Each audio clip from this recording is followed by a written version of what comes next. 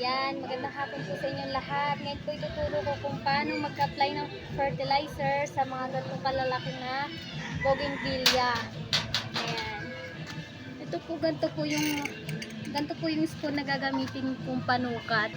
Yaramila 1616 po ang gamit ko. Itong ganitong kalaking bougainvillea, ganitong karami po. Ayan, isang kutsara. Ayos natin.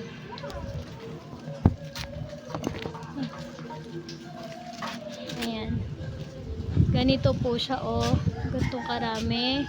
Ilalagay nyo lang po sa malayo sa ugat o sa gilid ng paso. Dito na lang po sa pinaka bibig na lang. Ayan, dito nyo na lang po ilalagay. Yan. Lagay nyo lang po sa ganyan. Sa ganito pong hapon. Hapon po kayo maglalagay ng fertilizer. Pagkalagay po na ganyan, didiligin po. Ayan, tutunawin nyo ngayon yan. Kailangan tuyong-tuyo po yung lupa nyo para madali niya nga i-absorb yung fertilizer. Ayan. Malaki po kasi ito kaya kailangan maraming tubig.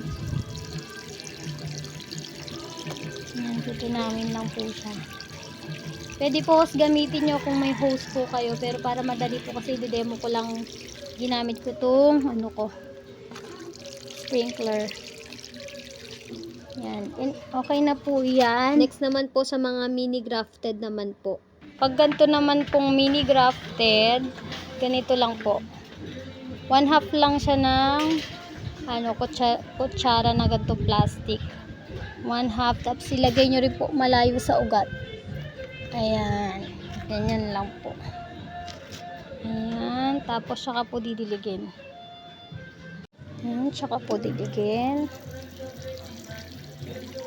Ayan. Para matunaw po siya.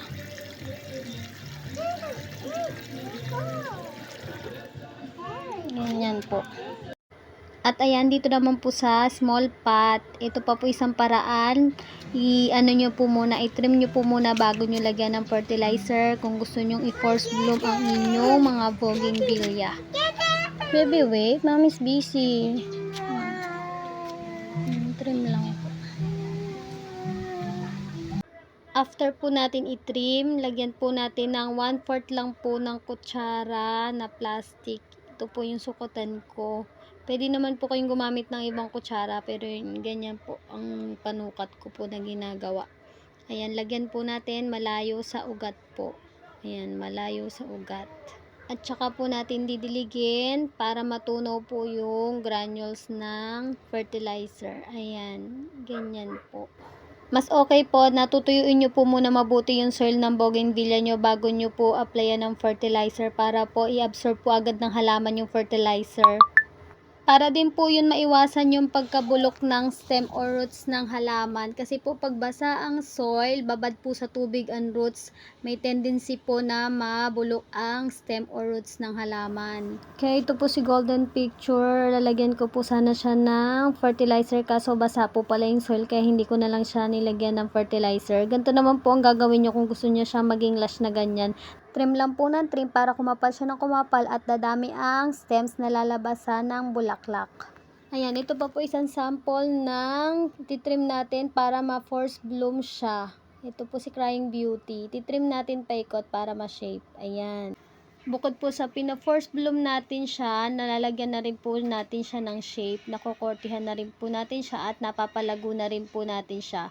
Kasi mas mabilis pong lumago pag lagi po natin silang tinitrim o inuusbungan. At pag na-trim na po na ganito, tsaka po natin yan a-applyan ng fertilizer. Nakatimba po ito na maliit, kaya ito po ang sukat ng fertilizer na ilalagay sa kanya. Ayan, konting-konti lang din po siya. 1/4 lang po ng kutsara. Malayo din po sa ugat at saka po didiligin. Tamang dami lang po ng tubig ang ididilig nyo para po hindi po tumapon lang yung fertilizer para po hindi masayang. Kasi pag naparami po yung tubig nyo, tatagas lang po sa ilalim ng pots yung tubig kasama na po yung fertilizer. Masasayang lang po.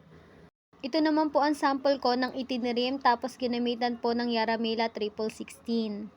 Tested ko na po na very effective po talaga sa pagpapabulaklak si Yaramila 1616. Kaya highly recommended po talaga ang product na ito. Pero kahit very effective po ang product na yan at ang iba pong fertilizer, kailangan po natin mag-ingat sa pag-apply ng fertilizer kasi po pag nasobrahan po tayo ng apply ng fertilizer, pwede po mamatay ang halaman natin. Kaya po ako nagbigay ng tamang sukat sa pag-apply ng fertilizer kasi delikado po. Nasubukan ko na po mamatay ng halaman.